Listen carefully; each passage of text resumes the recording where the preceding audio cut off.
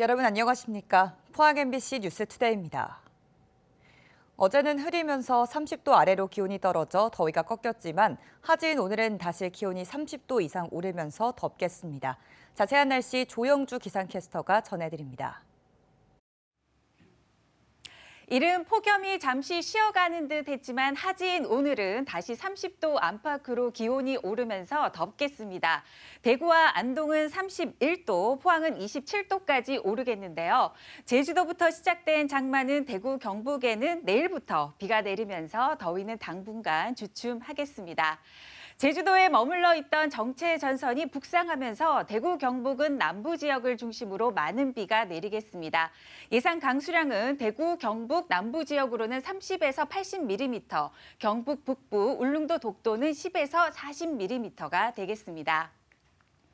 토요일, 일요일은 제법 많은 비가 내리겠고요. 다음 주에는 소나기 가능성도 있는 가운데 기온은 평년과 비슷하겠습니다. 날씨였습니다.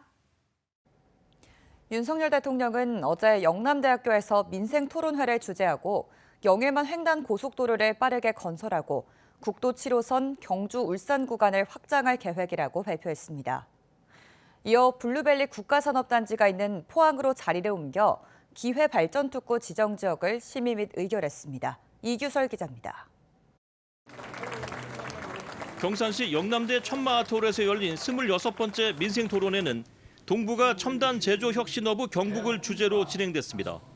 윤 대통령은 경북이 새롭게 도약하기 위해선 무엇보다 산업구조 혁신이 중요하다고 강조했습니다.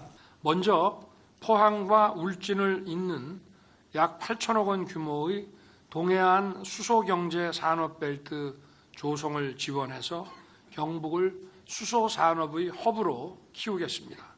소형 모듈 원자로 SMR 제작 기술을 우리가 선제적으로 확보할 수 있도록 경주에 3천억 원 규모의 SMR 국가산업단지 조성을 지원할 것입니다.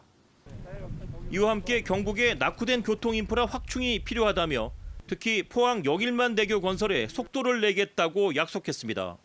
먼저 사업계획 검토 막바지 단계인 3조 4천억 규모의 영일만 횡단 고속도로 건설을 빠르게 추진하겠습니다.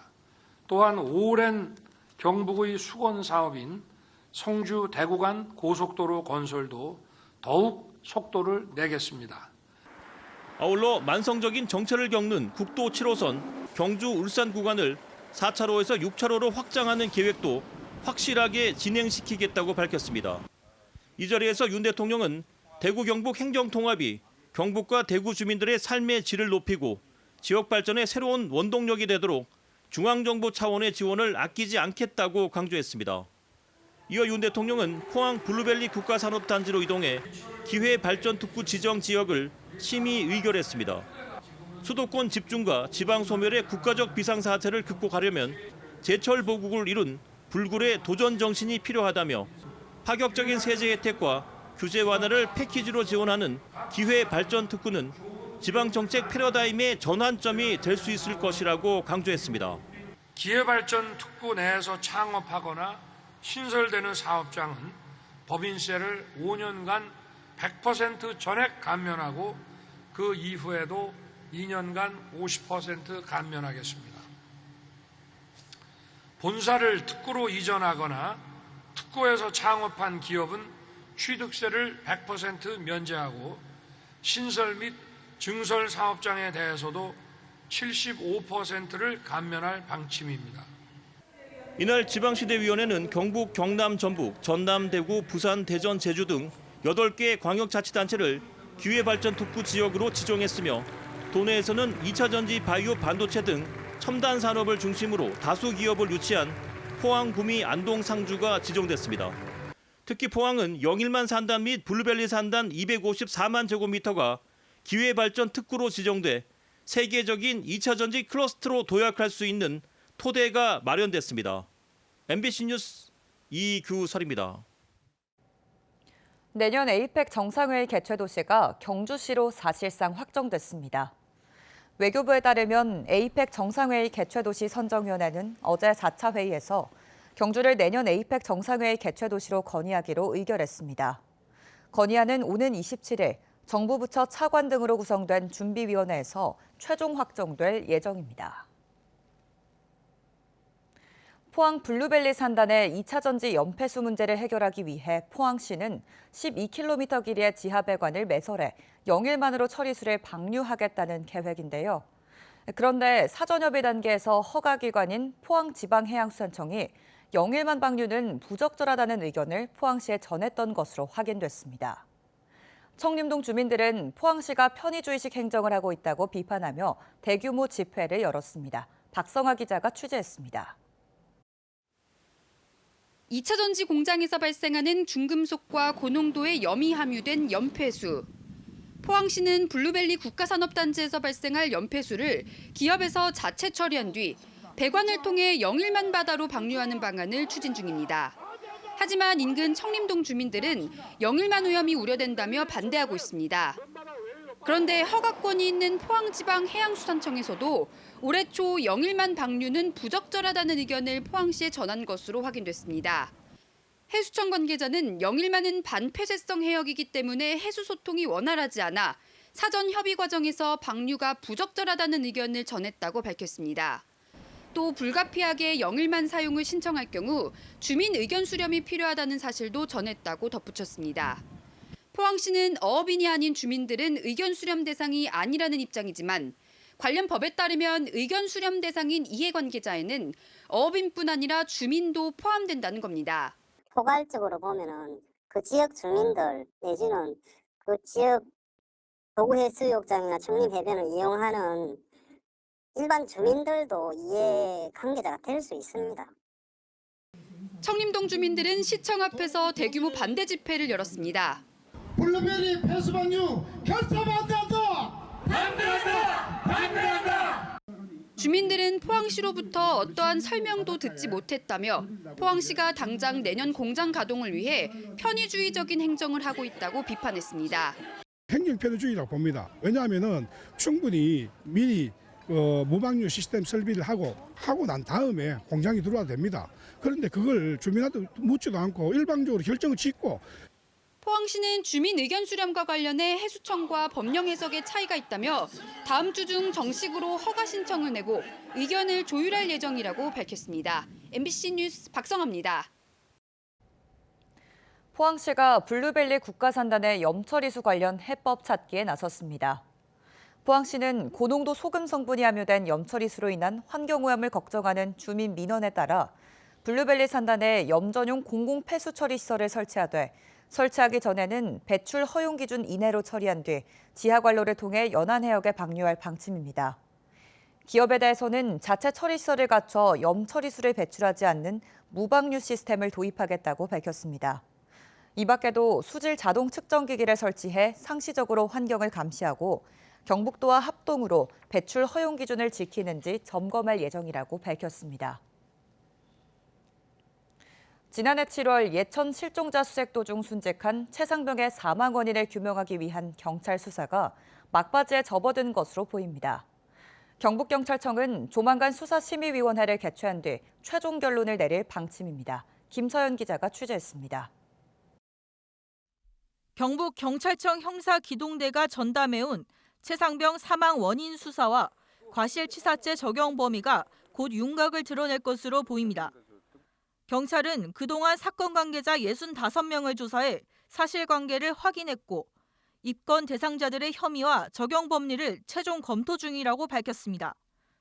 또 조만간 민간 전문가들이 참여하는 수사심의위원회를 열어 수사 결과에 대한 의견을 받아볼 예정이라고 전했습니다. 현재 경북경찰청 수사심의위원회는 경북대 법학전문대학원 임상규 교수를 위원장으로 변호사 등 외부위원 36명과 경찰 소속 위원 10명으로 구성돼 있습니다.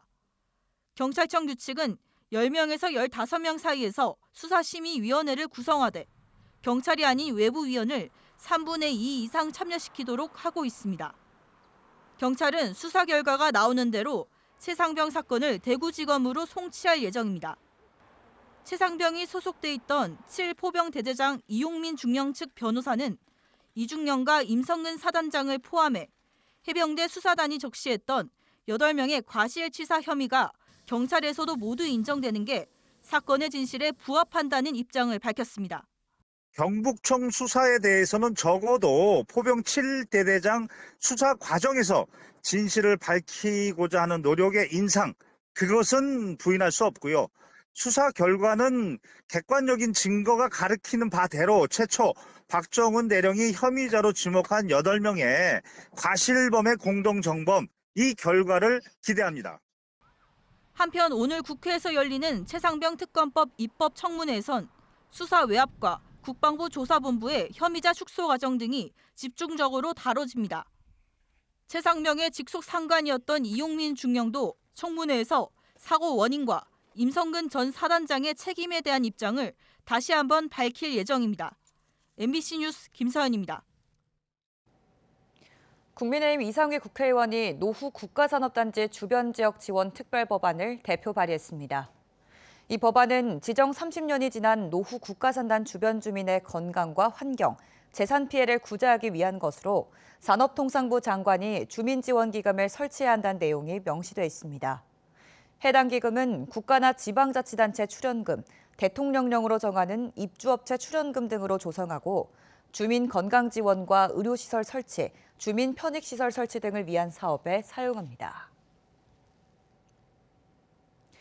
올해 대입시험은 의대 정원과 무전공 확대, 첨단학과 증원까지 겹치면서 서열화 현상이 더욱 극심할 것으로 보입니다.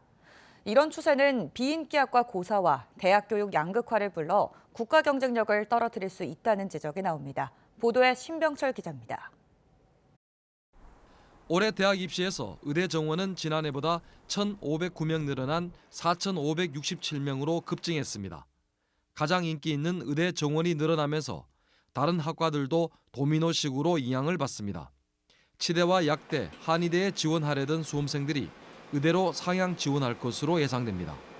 그리고 이들 학과에는 상대적으로 입학 점수가 낮은 다른 이공계 학과를 지원하려는 학생들로 채워질 전망입니다. 서열화가 더욱 심해지는 겁니다. 여기에다 인기 학과인 첨단학과 정원이 전국적으로 작년보다 1,145명 늘었습니다. 경북대와 부산대, 경상대 등 비수도권 10개 대학에서 576명이 증원됐습니다. 서울대, 연세대, 고려대 등 수도권 대학 12곳에서 569명이 늘었습니다. 첨단학과 모집 인원 증원은 의대 정원 확대와 맞물려 수험생들에게 큰 변수입니다. 여기에다 지난해보다 무전공 선발 인원까지 크게 늘면서 인기학과 쏠림 현상은 역대 가장 심할 것으로 전망됩니다. 이에 따라 대학교에 재학 중인 학생들도 의학 계열을 포함한 인기학과에 지원하려는 움직임이 강할 것으로 예상됩니다. 현재 졸업생 중에 좋은 내신을 가지고 있는 아이들이 상대적으로 많이 들어올 것으로 예상이 되고 올해의 경우에는 더더욱 그 N 수생들의 강세가 클 것으로 예상되기 때문에 학생들의 인기학과로의 연쇄적 이동으로 비인기학과는 고사 위기를 맞을 우려가 큽니다. 비인기학과 전공이나 취업에 도움이 되지 않는 전공은 고사될 가능성으로 보여 인문학이라든지 기초과학이 외면받으면서 장차 국가 경쟁 약화로 이어질 수 있는 우려도 예상됩니다. 교육당국의 입시 제도가 인기학과 정원 확대에 맞춰지면서 대학의 서열화와 양극화를 부추겨 대한민국 교육을 더욱 비균형적이고 기형적인 모습으로 바꾸고 있습니다. MBC 뉴스 신병철입니다. 포항시는 폐건전지와 종이팩, 투명 페트병에 대해 수집 보상금을 지급하고 있습니다. 킬로그램당 보상 금액은 폐건전지 1,000원, 투명 페트병 500원, 종이팩은 300원이며 개인의 경우 읍면동 행정복지센터에 보상금 지급을 신청하면 됩니다. 포항시는 지난해 수거 보상금으로 1억 7,200만 원을 지급했습니다. 울릉군은 오는 2028년까지 79억 원에 투입해 현포 농어촌 마을 하수도 정비 사업과 나리 하수처리 시설 개량 사업을 추진합니다. 울릉군은 한국환경공단과 협약을 통해 노후된 나리 하수처리장의 공법을 개량하고 110톤 처리 용량의 하수처리장을 설치할 예정입니다. 또 우수관로 신설과 우수관로 개량 공사를 통해 190가구의 배수 설비를 정비할 계획입니다. 포항시는 최근 2년간 바이오헬스 분야 정부 부처 핵심 공모 사업에서 11건이 선정돼 국비 1,445억 원을 확보했다고 밝혔습니다. 국비를 100억 이상 확보한 사업은 올해 9월 착공을 앞둔 그린바이오 벤처캠퍼스 조성 사업과 내년에 착공 예정인 해양 바이오메디컬 실증연구센터 건립 사업이 있습니다. 포항은 3, 4세대 방사광 가속기와 극저온 전자현미경 등 첨단 연구시설을 보유하고 있으며 세포막 단백질 연구소, 그린백신 실증 지원센터 등의 시설에서 활발한 연구 활동을 진행하고 있습니다. 농축산물 가격 폭락과 농산물 수입 확대로 어려움을 겪는 농민들이 대책 마련을 촉구하며 잇따라 거리로 나설 예정입니다. 한국 후계농업경영인 중암연합회는 쌀값 하락을 막기 위해 15만 톤 추가 수매를 요구했고, 한우협회는 다음 달 3일 국회에서 한우 고기 가격 하락 대책을 촉구하며 한우 반납 집회를 가질 예정입니다. 전국 농민회 등 8개 단체로 구성된 농민의 길도 다음 달 4일 국회에서 전국 농민대회를 열고 국가 책임 농정 실현, 무분별한 할당 광세 저지 등을 촉구할 예정입니다.